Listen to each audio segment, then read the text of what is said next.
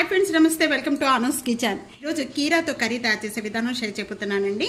ఇది సలాడ్గా మనం తీసుకుంటూ కర్రీ చేయండి, చాలా అంటే చాలా టేస్ట్గా ఉంటుంది. ఇది రోటీ, పుల్కా, చపాతీలోకి అన్నిట్లో కూడా, రైస్లో కూడా బాగుంటుంది. ఇదే విధంగా తప్పకుండా ట్రై చేసి మీకు ఎలా ఉందనేది నాకు కామెంట్స్లో తెలియజేయండి.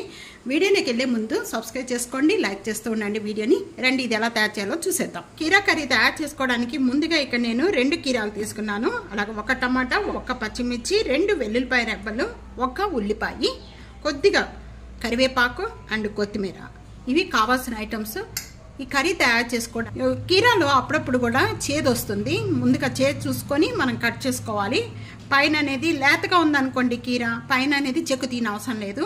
కొద్దిగా ముదురుగా ఉంది అనిపిస్తే కనుక పైన చెక్కు తీసేసుకొని ముక్కలు కట్ చేసుకోవాలి. 1 స్పూన్ ఆయిల్ యాడ్ చేస్తున్నాను. ఆయిల్ బాగా కాయిపోయిన వెంటనే కూడా పోపు గింజలు యాడ్ చేస్తున్నాను. వెంటనే కూడా కొద్దిగా కరివేపాకు, ఉల్లిపాయ, పచ్చిమిర్చి పాటు 2 వెల్లుల్లిపాయ రెబ్బలు కచ్చిపిచ్చిగా నూరుకొని వేసుకోవాలి. ఈ ఉల్లిపాయ పచ్చిమిర్చి పోయేంత వరకు కూడా బాగా వేయించుకోవాలి. ఉల్లిపాయ ఈ విధంగా బాగా వేగిపోయింది. ఈ విధంగా వేగిపోయిన వెంటనే కూడా టమాటా యాడ్ చేసేస్తున్నాను.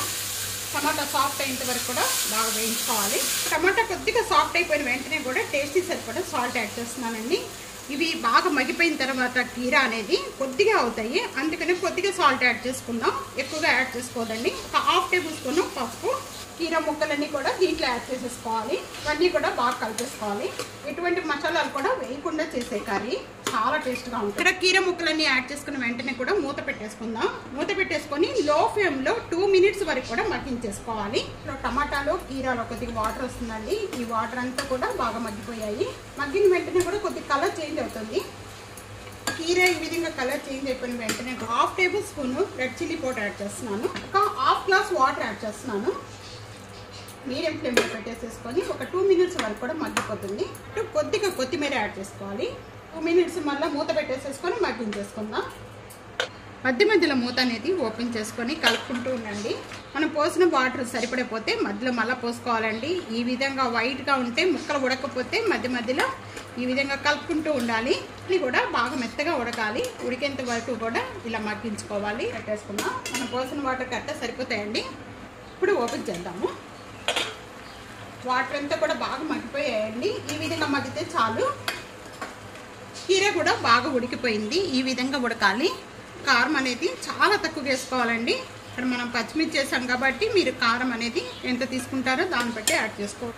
కీర కర్రీ రెడీ అయిపోయింది. ఈ విధంగా లిక్విడ్ ఉంచుకుంటే చాలండి. ఇది రోటీలోకి, పుల్కాలోకి, రైస్లోకి అన్నిట్లో కూడా బాగుంటుంది. మనం దించే ముందు కొద్దిగా కొత్తిమీర యాడ్ చేస్తున్నాను.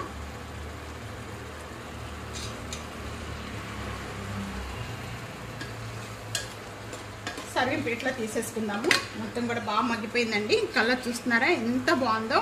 ఏమీ మసాలా లేకుండా ప్లెయిన్గా కీరా కర్రీ ఈ విధంగా తయారు చేసుకోండి, చాలా టేస్ట్గా ఉంటుంది. ఇదంతా కూడా ఒక సర్వింగ్ ప్లేట్లో తీసేసుకుందాం.